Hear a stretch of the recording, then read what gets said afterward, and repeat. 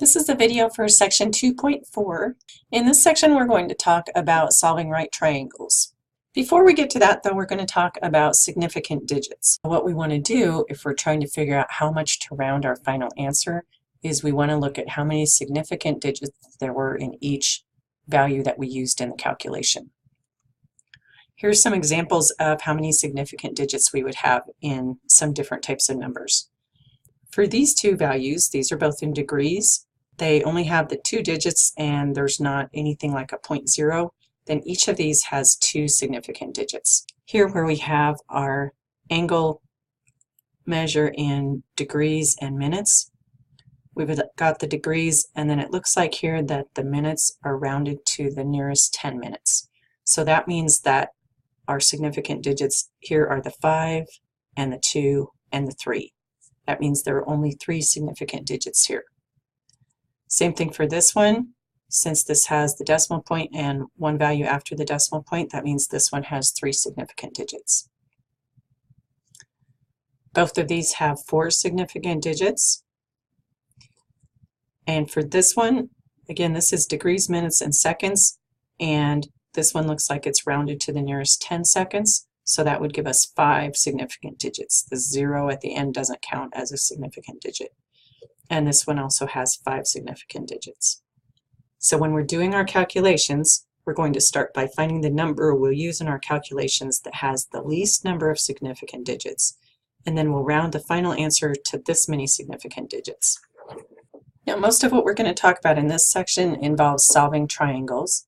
Solving a triangle means finding the measures of all the sides and all the angles of the triangle, all 3 angles and all 3 sides. With this triangle, the 2 angles that we already know are angle A and angle C, since this is shown to be a right angle. So we already know that this one is 90 degrees. With those 2, we can find angle B because we know the 3 have to add up to 180 degrees. So we can just say angle A plus angle B plus angle C equals 180, put in the values for A and C, and then solve for B. So if we add the 34 degrees 30 minutes and the 90 degrees, that gives us 124 degrees 30 minutes. We subtract that from 180 and we get 55 degrees 30 minutes. Now when we're talking about significant digits, in the angles that we had up here, this one had 3 significant digits. And this one, although I wrote it with only 2 digits, actually we know that that's a right angle, so we know it's exactly 90 degrees. We could make that as many significant digits as we wanted to. So we could write this with 3 significant digits as 90.0 degrees. So between those 2, we really have 3 significant digits, so that means we can write our answer with 3 significant digits. Now we know all 3 angles, so now we want to find the 2 sides that we don't know. We have side C, we need to find sides A and sides B. We only have one of the sides. That means to find the other 2 sides, we're going to have to use a trig function. This is a right triangle, but to find the length of a side, we need to know the other 2 sides. So the only thing we can do with this is use a trig function. We want to figure out a trig function that involves either A or B and side C, since side C is the one we know. So let's look at our angle A. For this angle, side A is the opposite and side C would be the hypotenuse. That means that the sine of that angle would be opposite over hypotenuse, which would be A over the 12.7. Now we've got an equation. All we need to do is solve for A. To do that, we can multiply both sides of the equation by 12.7. This is the same as cross multiplying if you wrote this side over 1.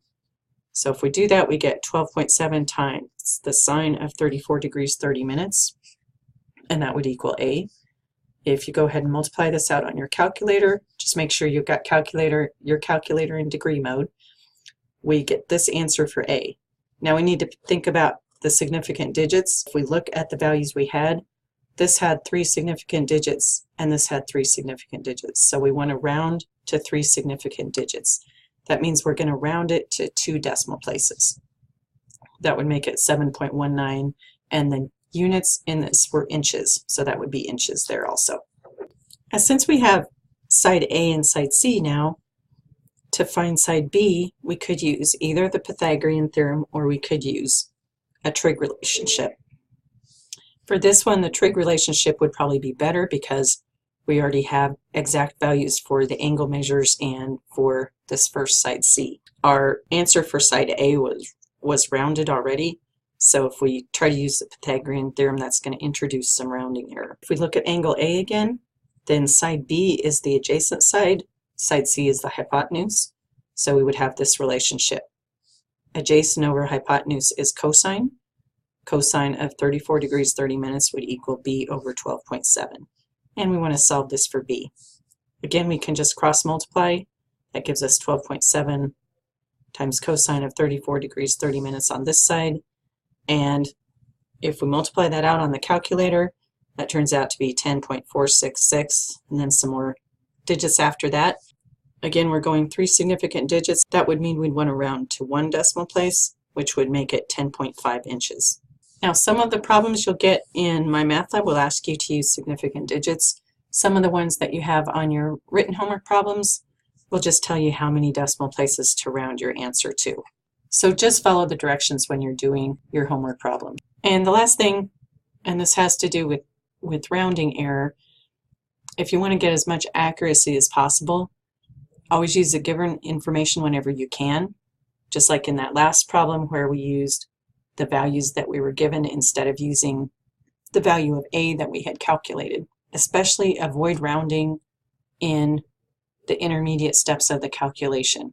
Wherever possible, use the full amount of digits that you get from your calculator and use that in the next calculation. Here's another example of solving a right triangle. This time, the information we have is 2 sides of the triangle. So this time right away, we can use the Pythagorean theorem to find the third side of the triangle. So we've got A and C, we're looking for B, so this is just A squared plus B squared equals C squared. And to avoid rounding error as much as possible, what you can do with this one is just go ahead and subtract this value from both sides. That would give us B squared equals 53.58 squared minus 29.43 squared. You can put this in your calculator just like this. That way you don't have to try and write down values in between. It'll give you something like this for the B squared. And then you can use your calculator and take the square root of this value, and that gives you this for B. Both of these values had 4 significant digits, so we want to round this to 4 significant digits, which would mean 2 decimal places. It's going to round to 44.77, and the units were centimeters. Now, if we have those 3 sides and we want to find the angles, this is where we're going to have to use a trig function.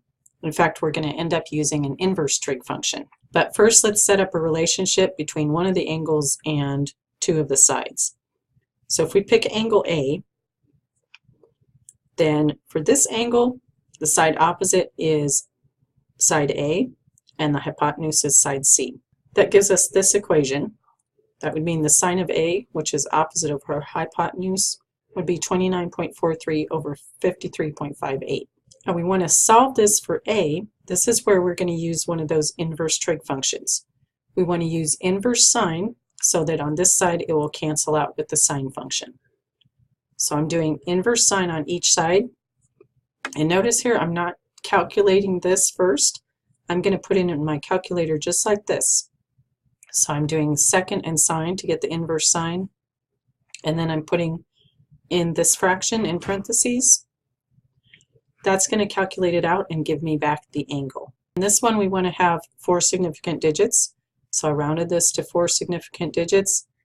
Once I've got that angle, now I can also find angle B. I know angle C is 90 degrees since this is a right triangle.